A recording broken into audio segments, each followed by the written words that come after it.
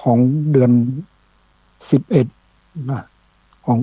เรียกว่าของเดือนเกียงนะเดือนเกียงวันทางเหนือก็เรียกว่าเดือนเกียงวันนี้ก็จะได้ออกรายการเกี่ยวกับธรรมะคำสั่งสอนขององค์สมเด็จพระสัมมาสัมพุทธเจ้าแต่ว่านี่ก็วันที่22เราก็ได้มีโอกาสไปร่วมอนุโมทนาไปร่วมรับทายทานในการรำลึกถึงครูบาเจ้าศรีวิชัยเป็นผู้ที่บึกในการสร้างทางขึ้นโดยสมเด็จเราก็ถือว่าเป็นนั้นเป็นถือว่าเป็นวันสำคัญเป็นวันกตัญญูแล้วก็พระองค์อื่นอีกยังตีได้มีความอุปถัมภ์ในการสนับสนุนในการที่วัดศรีโสดาเนี่ยนะแต่ว่านี่เราก็ได้ไปร่วมแสดงความเนี่ยว่าไปอนุโมทนาแสดงความในความรำลึกถึงครูบาเจ้าศรีวิชัยและพระที่เป็นอุปถัมภ์ในการที่สืบทอดในการ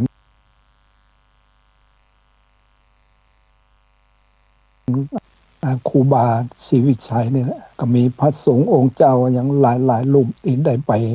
ร่วมมาลำลึกถึงแล้วว่าวันนี้จะเอาอย่างมาเทศนาดีนะมาออกอากาศดีก็พอดีเนี่ยก็มันได้เนื้อธรรมมาเทศนาอานิสงส์การรักษาศีลห้ารักษาศีลห้าของท่านครูบาศรีวิชัยจารึกไว้ในเมื่อจำพรรษาวัดพระสิงห์จังหวัดเชียงใหม่เมื่อปี2547อันนี้ก็เรียกว่านานมาแล้วเป็นอดีตแล้วในธรรมเทศนานี่เพิ่นก็อ่านว่าอย่างใดเนาะอันนี้ก็อันนี้แต่จริงมันก็เป็นคำสอนของพระพุทธเจ้านี่แหละเพิ่นก็เอามาอ่านว่ามันมีความสำคัญก็เลยเอามาจารึกไว้เป็นคงเป็นธรรมเมืองนะเป็นสมัยก่อนเพิ่นเขียนเป็นใบลานทำเป็นใบลานเป็นพุกๆเนี่ยนะวันนี้ก็จะได้เอามาเทศนาเพื่อจะได้ระลึกถึงความดีของ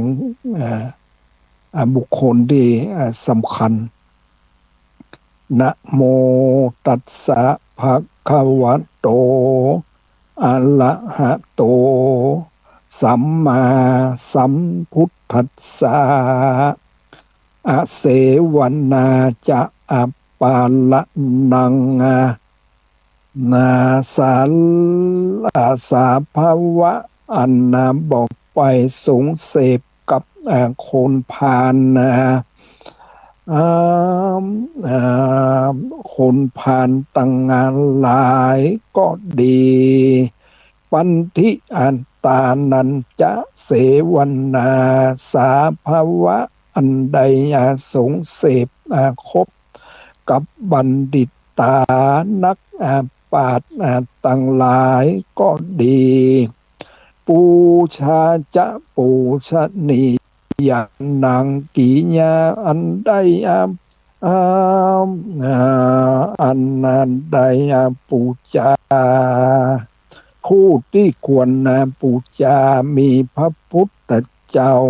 เป็นตนก็ดีเอตังวิทะกัมมังอันว่ากรรม3ประการนี้มังกะละเป็นมังกะละอุตตะมังอันอุดมยิ่งนักอันว่าผ่าน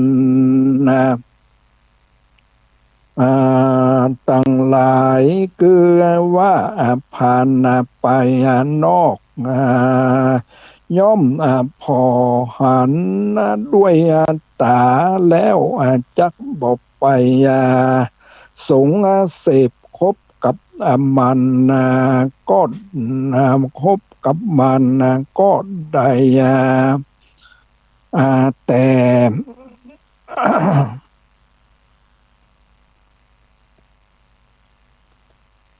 อ่า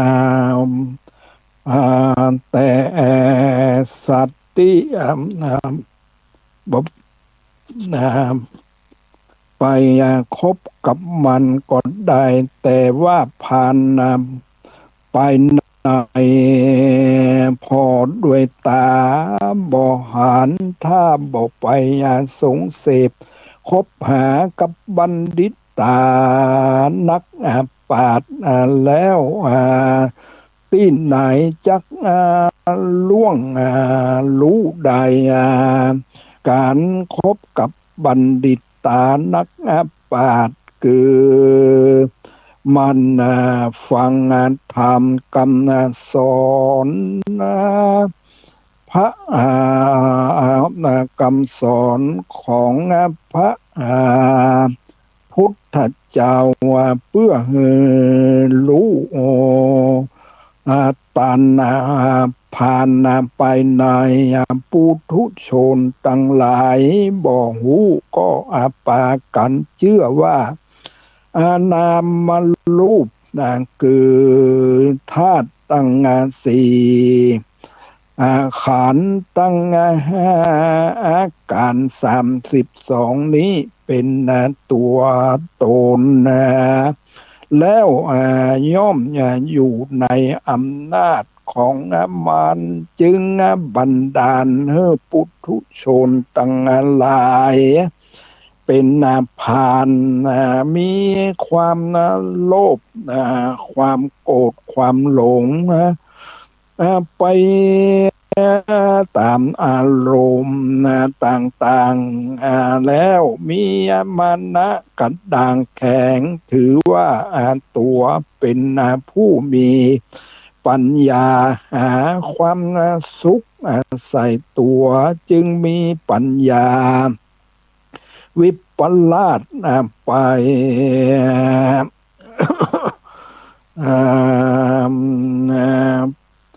วิปลาสไป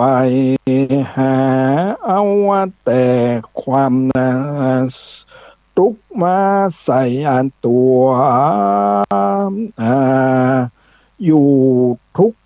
วันคืนบทใดขาดพระพุทธเจ้าเทศนาไว้ว่าลบชนะข้าศึกตั้ง100 ครั้งก็บ่เต้าสนะจิตอันเป็นบาปเสียดายพระพุทธโฆษาจารย์ตังคอปุษากำไว้ในวิสุทธิมรรคว่าสิ่งดังลือเรียกว่าปัญญาวิ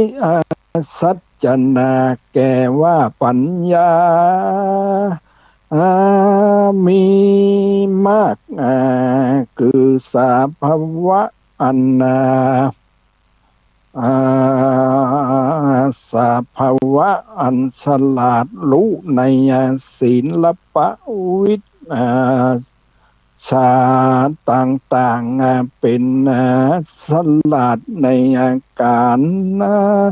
ไล่นาและอาการกล้าขายให้เกิดทรัพย์สมบัติต่างๆล้วนแล้วไปด้วยปัญญาตั้งมวลแต่ก็เป็นปัญญาตั้งโลกีประกอบด้วยความทุกข์ส่วนปัญญา อันนาประเสริฐกว่าปัญญาตั้งหลายนั้นนักปราชญ์นักปราชญ์ควรสันนิษฐานว่าวิปัสสนาญาณอันอ่สัมปยุตตังสัมปยุตตังประกอบด้วยตังประกอบด้วยสุจริตพิจารณาหันแจ้งว่าสิ่งต่างหลายใน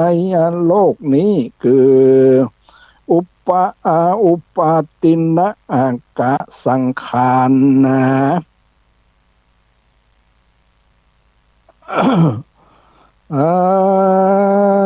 สังขารที่มีวิญญาณมีมนุษย์และสัตว์ต่างมวลก็ดีอนุปาตินะกะสังขารสังขารที่บ่มีวิญญาณมีต้นไม้และภูเขาก็ดีเป็นอนิจจังทุกขังอนัตตาบ่เตี้ยงนับเสียงพอมนุษย์ตั้งหลายที่เกิดมาแล้วรูปเก่าที่เป็นเด็กน้อยนั้นก็หายไปรูปใหม่หนังใหม่คือความเกิดคืนแล้วก็เปลี่ยนแปลงทำให้เจ็บตายในที่สุดหมายความว่าสิ่งต่างหลายที่เกิดมาในโลกนี้มีวิญญาณกะสัพอวิญญาณกะสัพตลอดถึงตัวมนุษย์และสัตว์ต่างหลายก็ดีเป็นของสมมุติใจกันเมื่อมีชีวิตอยู่ในโลกนี้เหมือนไปอยู่สลายศาลาแห่งหนึ่งแล้วมีอำนาจใจสอยของอันมีอยู่ในศาลาชั่วข่าวตามกุศลที่หาได้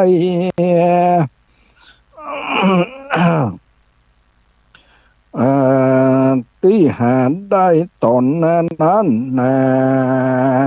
ยามเมื่อตายหนีจากศาลาไปแล้วก็ต้องทิ้งสมบัติและความเน่าหาสมบัติและขับเน่าไว้ที่ศาลาคือโลกนี้ตั้งมวลบ่มีไผนำเอาว่าไปใจในโลกได้เลยปัญญาอันผู้ที่เห็นแจ้งดังนี้เรียกว่าปัญญาที่นำตัวพ้นจากทุกข์ได้พระพุทธเจ้าตรัสรู้เหตุที่เกิดทุกข์ว่าความทุกข์ตั้งมวลเกิดจากขันธ์ตั้งคืออัตตาอัตตาเกิดขึ้นแล้วก็สมมุติเรียกว่าตัวตนแล้วก็มีตัณหาความอยากได้ดิ้นรนกะวนกะวายกะตามจิตใจฟุ้งสั้นไปตาม ไปตามความอยากต่างๆปุถุชนตั้งหลายขาดการนะ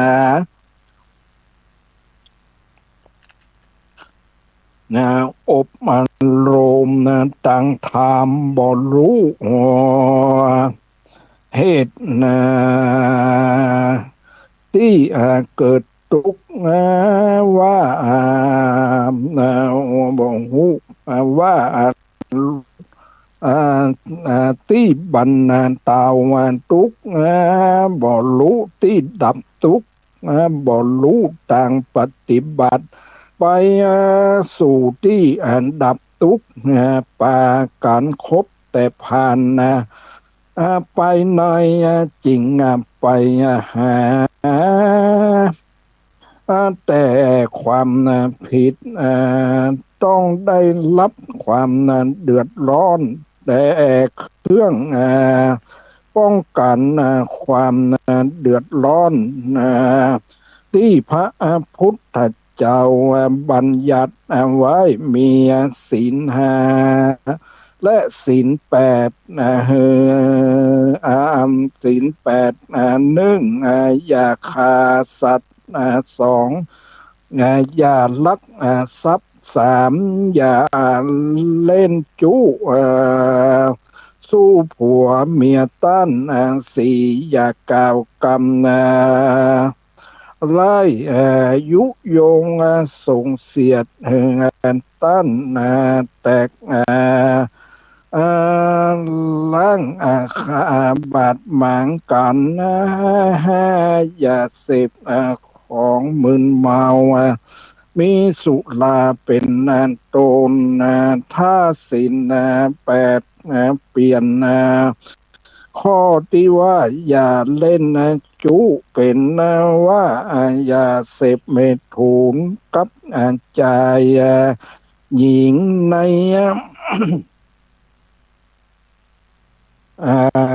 คืนหนึ่งวัน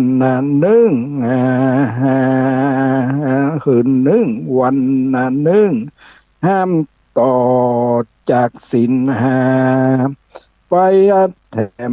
คอหกอย่ากินข้าวอย่ากินข้าว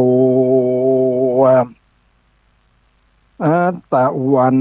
บ่ายเพราะทำให้ง่วงเหงาหานอนบ่มีปัญญากึศหาอุบายให้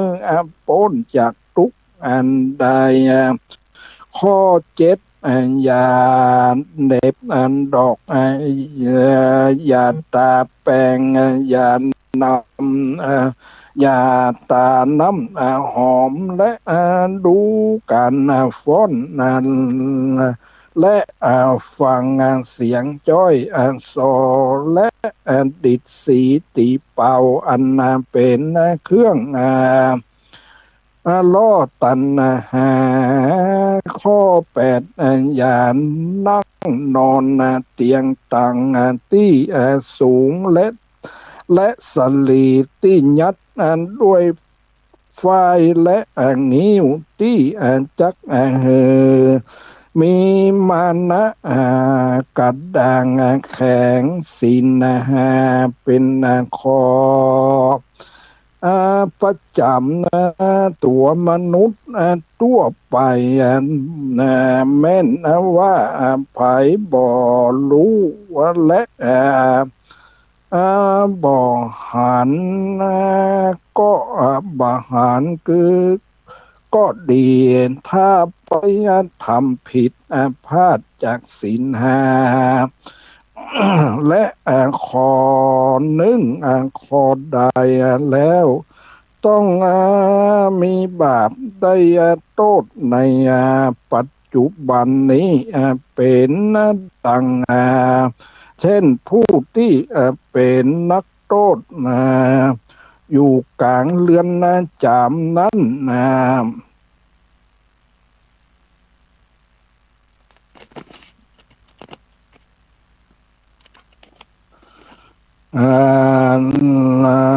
และ กันว่าตายไปก็จักตกนรกลอยชาติแล้วได้เกิดมาเป็นโคนและเป็นสัตว์ชนิดนั้นตั้นได้กระทำอย่างที่ตัวได้กระทำกับเขาแถม500 ชาติคือได้ตกนรก1 ชาติแล้วกันพ้นจากนรกกดได้เกิดมาใจอันนี้อันต้านได้ทำไป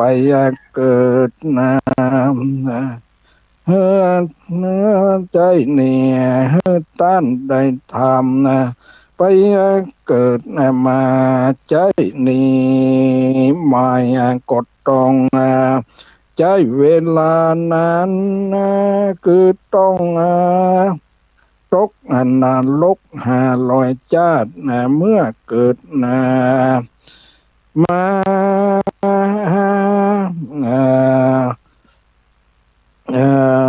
ตอบแทน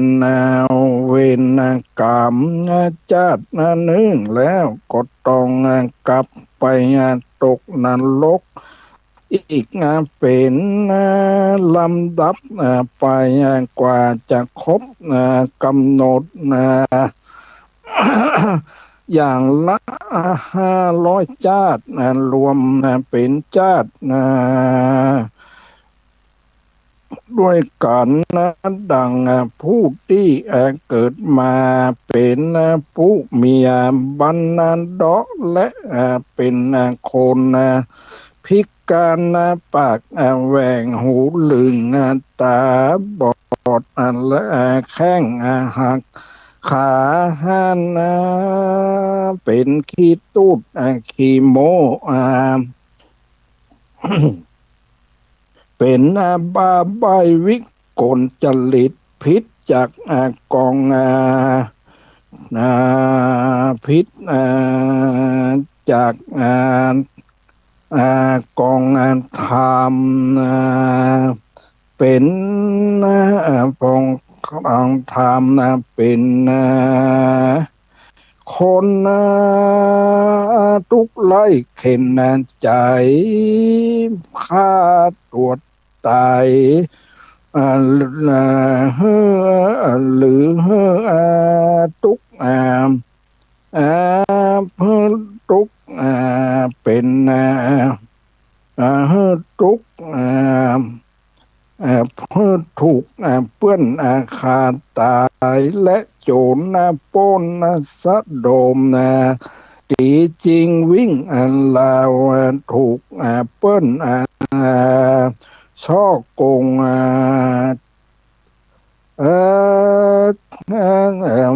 ช่อโกงจักจักจะ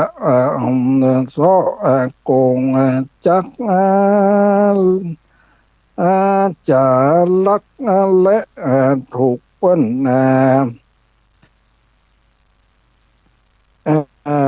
อื่นหาความใส่และมีความเจ็บปวดมีอายุสันปันตายเหล่านี้เพราะได้ทำผิดศีลมาแต่จะติปางก่อนนานแล้ว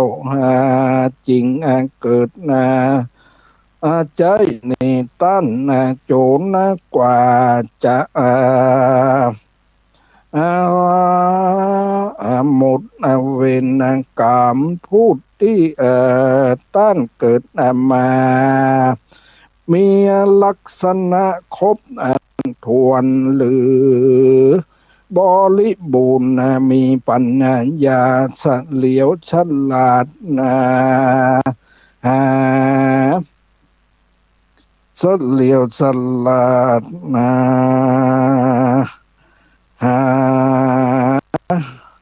ทรัพย์สมบัติอันใดง่ายอันใดมีความน่าสุขและมีอายุ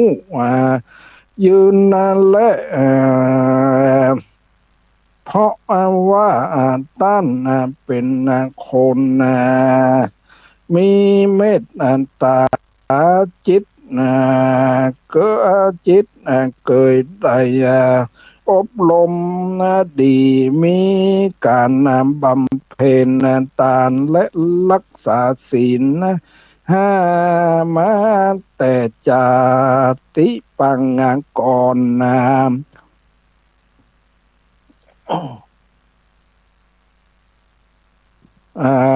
ตั้งหลายศีลห้าสำหรับอ่ขอสำหรับผู้นับถือได้อานิสงส์คือว่าเอ่คือความสุขในปัจจุบันชาตินี้ดังผู้มีดังมีธรรมเทศนาว่าพระราชพระราชบุตรของพระเจ้าพระเจ้า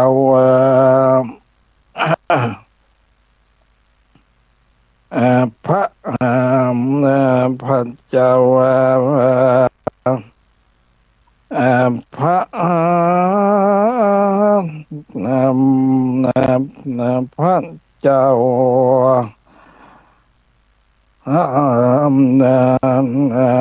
เมืองปัลลานาสีเอาไก่ตัวเอาไก่ตัวมอบแก่ศีลลักขิตะส่วนศีลลักขิตะนั้นเป็นผู้มีเป็นผู้ที่ถือศีลตั้งแต่อายุได้5 ปีมาถึงอายุ16 ปีเอาไก่ไปคาแล้วแกงมากินศีลลักขิตะก็รับเอาไปแล้วล่ำเปิงว่าเราได้ถือศีลมาจนบัดนี้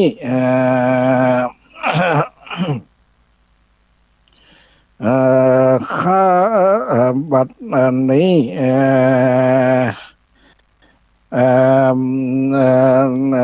ข้าเราข้ากายศีลของเราก็จักเสียไปเราบอกกวนข้าไก่นี้เสียศีลเรากวน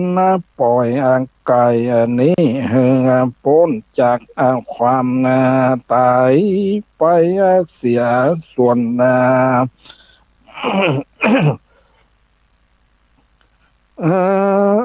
ส่วน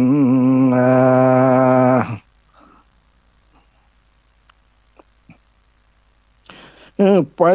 เสียส่วนตังส่วนแม่เราจักตายด้วยเหตุนี้ก็จะจ้างมันแล้วแต่แล้วก็ปล่อยไก่นั้นเสีย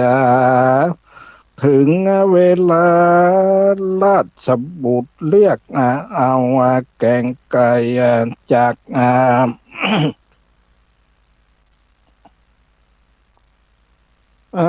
ศีลลักขิตะศีลลักขิตะบอกว่าได้ปล่อยไก่ไปเสียแล้วพระราชบุตรมีความโกรธ มากนักจึงสั่งเฮือเพชรสักข้าเฮืออ่าฆ่าคนนะ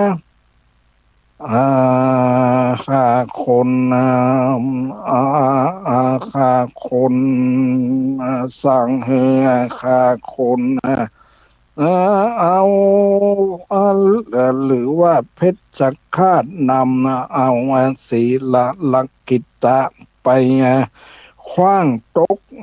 กลางวังน้ำที่เคยนั้นเสียกันกลับไปถึงที่แล้วศีลลักกิตะใดกระทำสัตว์จะอธิษฐานตั้งกรรมผาธนาว่าอาคาได้รักษาศีลมาถึงบัดนี้เปิ้นจะขาฮือตายแล้วด้วยงานกุศลนี้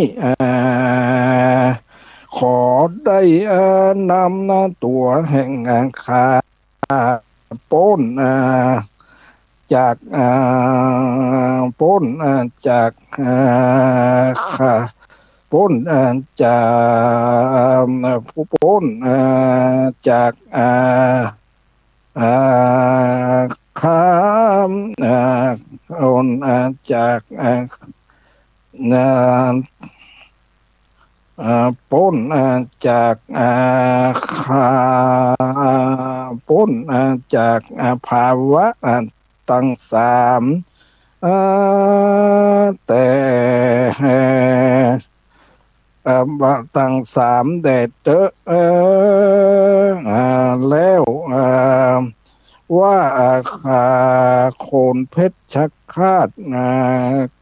ก็เอาศีละลักขิตะไปขว้างกลางแม่น้ำโคนแม่น้ำโวนคณะนั้นมีนาค4ตัวนำเอาปราสาทคืนไปตั้งไว้ที่กลางเวียงที่กลางเวียงพญาพมตัดและพระราชบุตรมีความกลัวเหลือประมาณปากันลงมาไว้ขอโทษขอโทษและช่วยเอาขอโทษและขอยกเอาบ้านเมืองเฮืออ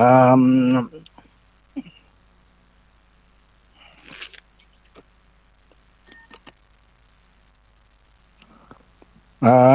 ศีละลักขิตตาได้ของเมืองปาลานสีนี้ก็ด้วยอานิสงส์แห่งการรักษาศีลยังมีเรื่องผู้บำเพ็ญศีลบำเพ็ญศีล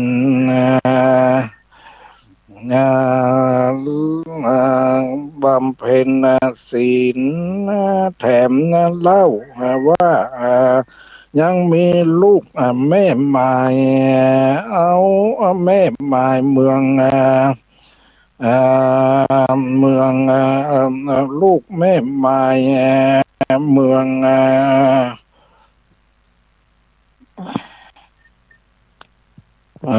ลูกแม่ไม้เมืองลังกา2 คนผู้พี่มีชื่อว่ามหาจักกะจักกละผู้น้องมีชื่อว่าจุลจักกละนางผู้เป็นแม่ป่วยใด ไปหาหมอยาหมอยาว่าบอกเอาเลือดกระต่ายผสมยาให้กินจักกินจริงจักหายใจผู้นี้น้องไปหากระต่ายได้กระต่ายมาแล้วได้มาแล้วกำไว้แล้วกระต่ายตัวนั้นดินและร้องจุลจักกะนึกว่าสัตว์ตั้งหลายเมื่อความนั้นตายมาถึงแล้วย่อมกลัวตายทุกตัวแม่เราและตัวเรานี้ก็กลัวตายด้วยอาการส่วนสัตว์มันปากจะบทใดมันก็ร้องและแสดงกิริยาดิ้นรนร้องขอความกรุณาตามภาษา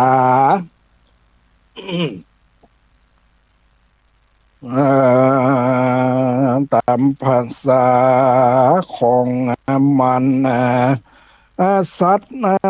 และคนย่อมกลัวย่อมลักตัวกลัวตายด้วยการนับเสียงเรากวนปล่อยกันตายตัวนั้นเฮือ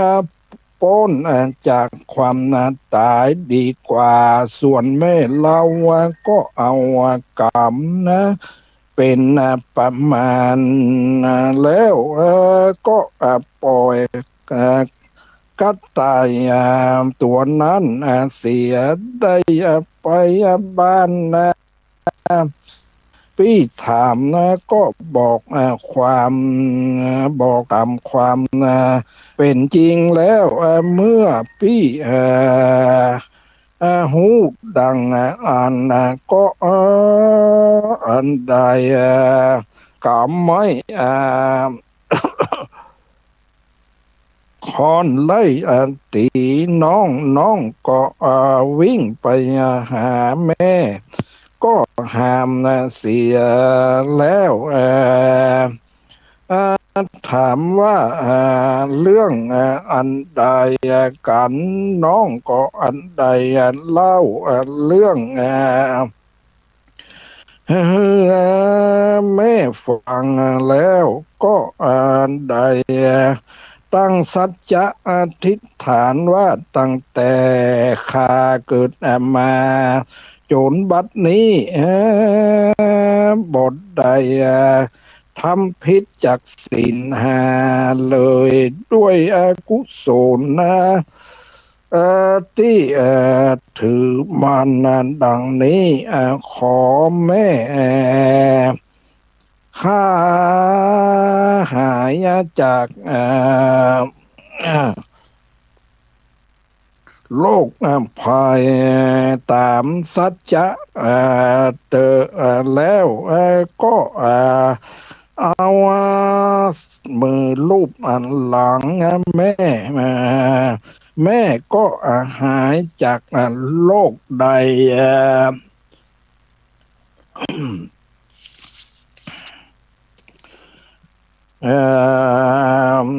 ทันทีก็ด้วยอานิสงส์ของการรักษาศีลบ่ใจเต้าอันนี้บ่ใจเต้านั้นปางเมื่อพระพุทธเจ้านิพพานไปได้210 ปีพระ210 ปีพระวะพระวัสสา พญาศรีธรรมโศกราชได้เอ่เป่าประกาศประชาชนตั้งหลายในชมพูทวีปอามาปาการรักษาศีลมีความประสงค์เรียบร้อยจนได้สร้างพระเจดีย์และพระวิหารอย่างละ84,000องค์ยังได้สำรวจหาหลักฐานสถานที่ประสูติแห่งงามเอ่แห่งพระแห่งแห่งพระรู้รู้สปันอยู่เจ้าเรียกว่าสวนลุมพินีและพระพุทธทักขยาเป็นสถานที่ผู้เป็นครูแก่โลกได้ตรัสรู้และปาอิสิปตนะมิคัทายวันเป็นสถานที่พระโปรดโลกได้แสดงปฐมเทศนาแก่ปัญจวัคคีย์ตั้งหาพร้อมกับตั้งค้นหากุสินาราสารวันอันพระผู้อันปรินิพพานและพระสลีธรรมโศกราชได้สร้างมหาเจดีย์และเสาอโศกเป็นหลักฐานได้เป็นสำคัญและก็ได้ทำการสลองทำบุญได้7 ปี7 เดือน 7 วันสำเร็จบริบูรณ์แล้วนะสารได้จารึกที่ที่แผ่นศิลาคางปลายที่สุดพระราชดำนันรัตแผ่นที่13มีใจความว่าบรรดาเจ้าพระองค์ตั้งหลายอันมาไปหลังหมายที่จะเอาชัยชนะต่อไปอย่าถือว่าเป็นการชนะด้วยคมและอาวุธเป็นคมและอาวุธเป็นนามอันสมควรของผู้ชนะกวนเป็นผู้นำความวุ่นวายและสัมและวุ่นวายและจะย่ำยีไล่แรงนั้นบอกควรถือเป็นการชนะด้วยอาศัยทำอย่างงานแท้จริง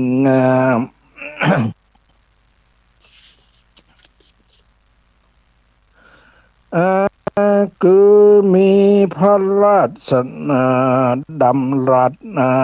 เป็นดำรัสเป็นหลักฐาน แสดงให้หัน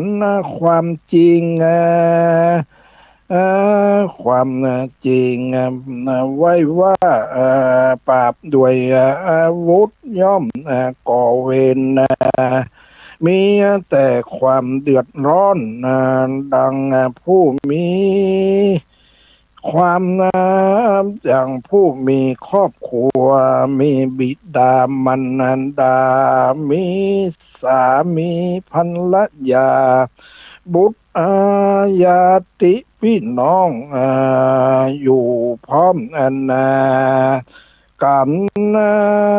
เมื่อหวนครอบครัวตายไปเสียแล้วความ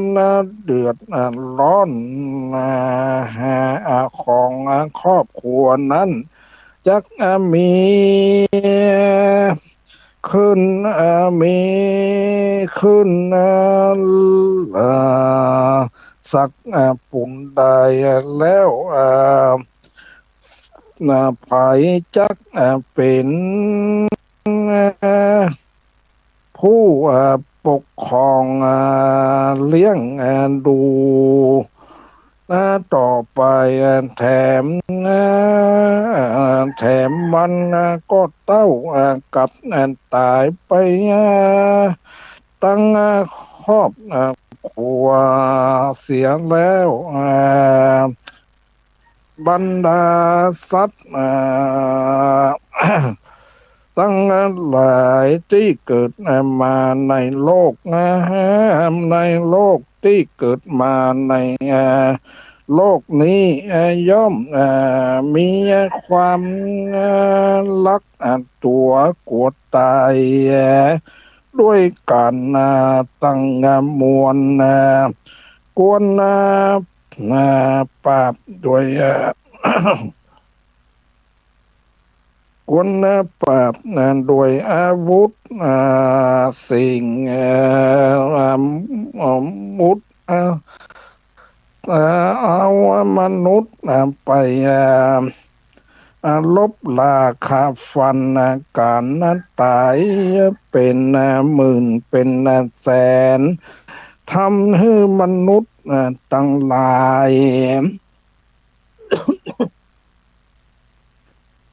ได้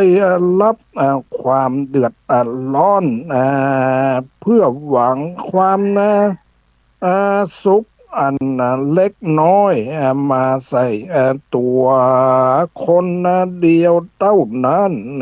บ่ชอบด้วยยุติธรรมด้วยเหตุว่าพระพุทธองค์ก็เคยปราบด้วยอาวุธและปราบด้วยศรัทธา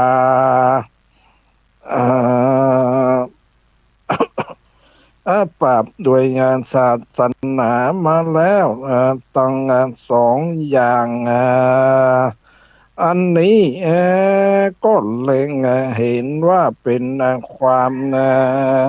จริงอยู่แล้วในสมัยของพระเจ้าอัสลีธรรมโสกราชมีมีบ่มีผู้ปนสะดมตีสิงวิ่งลาวกันวิ่งลาวกันพ้องอังกาการสันนิษฐานว่าปุถุชนในสมัยนั้นมีศีลบริบูรณ์บ่มีความเบียดเบียนกันแม้นว่าแม้นว่าเจ้าของบ้านบ่อยู่ฮับปะอันตูบ้านไว้ก็บ่มีผู้อาจเข้าไปในเกหสถานบ้าน เรือนได้การที่เกิดมีโจรผู้ร้ายซุกซมนี้ก็เพราะปุถุชนตั้งหลายขาดการอบรมในต่างธรรมบ่รู้ต่างบ่รู้เต้าตันความอ่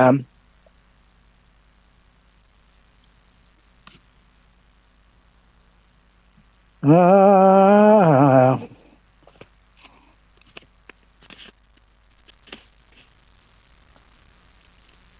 เต้าตันความเป็นจริงปากันถืออัตตาถือตัวสมมุติว่าเป็นซากผีนั้นเป็นตัวตนแต่จริงป้ากันได้รับความเดือดร้อนมีแต่พระพุทธเจ้าซึ่งตรัสรู้ซึ่งธรรมอ่ลึกซึ้งด้วยตัวเองเต้านั้นรู้เต้าตันตามเป็นตามจริงได้แม่นว่าท่านใดถึงนิพพานไปแล้วก่อนดีท่านก็ได้ตั้งศาสนาไว้ปันวัสสาเฮือภิกขุสังฆะตั้งหลายปฏิบัติรักษาพระธรรมกรรมสั่งสอนเอ่อไว้ไปให้ไปโปรดสัตว์ต่างหลายให้พ้นจากทุกข์ต้านตัดสรู้แล้วว่าศาสนาจริงตักจริงตักต่างอยู่ใดก็เพราะมหากษัตริย์มหากษัตริย์ลักษาและและเจ้าเมืองอ๋อเจ้าเมืองพร้อมด้วยเสนาอามาตย์ราชสันดรตั้งงานหลายปาการรักษาศีลและทำบุญใส่บาตรฟังธรรมณที่วัดทุกวันศีลเป็นลำดับไปแล้วก็จักได้อานิสงส์ความสุขในปัจจุบันตันตาห้าสาวห้าประการดังกล่าว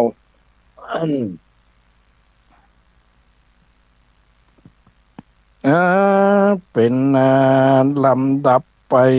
ถือไปนี้หนึ่งเมื่อคนเมื่อ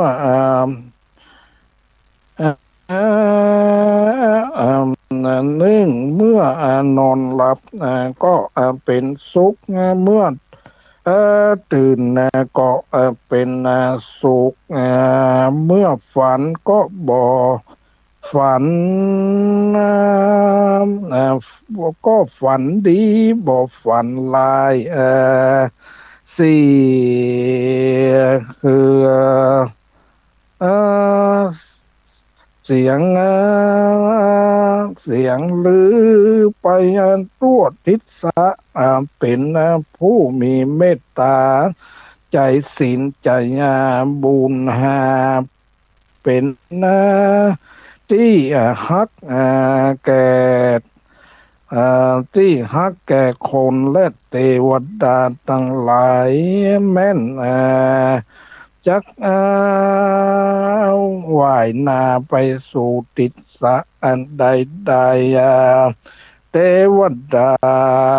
ก็อาจตามไปหักษาบันดาลให้ผู้อุปถัมภ์ได้บทใดลำบากเอาละวันนี้ได้เอาเรื่องอันนี้ส่งส์กันเนี่ยรักษาศีลห้าเนี่ยอันนี้มันแต่ว่าบางทีมันก็นั้นอยู่นะมันอาจจะขัดนั้นไว้พ้องนะมันเนี่ยนะผู้ที่เนี่ยนะฝันหันก็ฝันหันดีบันเดือดร้อนไปที่ไปทิศต่างงานใดก็มีผู้มีเมตตา มีใจบุญเป็นที่ฮักแก่คนและเทวดาทั้งหลายเนี่ยอันนี้นะอันนี้สงส์กันรักษาศีลห้าเนี่ยเราก็รู้สึกว่าเนี่ยยังครูบาเพิ่นได้เขียนสืบเพื่อจะสืบต่อนะเพื่อจะสืบต่อเพื่อพระพุทธศาสนาของเราได้คนมีศีลมีธรรมขึ้นอย่างเราเนี่ยเอาเราก็มาเหมือนกับว่ามาต่อยอดของครูบาครูบาเพิ่นได้เขียนไว้แล้วเราก็เอามาสืบต่ออันนี้ก็เป็นก็ที่เราช่วยกันส่งเสริมพระพุทธศาสนาวันนี้ก็ได้เวลาแล้วก็ขออนุโมทนากับพระครูวิศวัตรพระครูปริยัติและท่านผู้ฟังทั้งหลายก็ขอให้มีความสุขความเจริญโดยทั่วหน้ากันขออนุโมทนา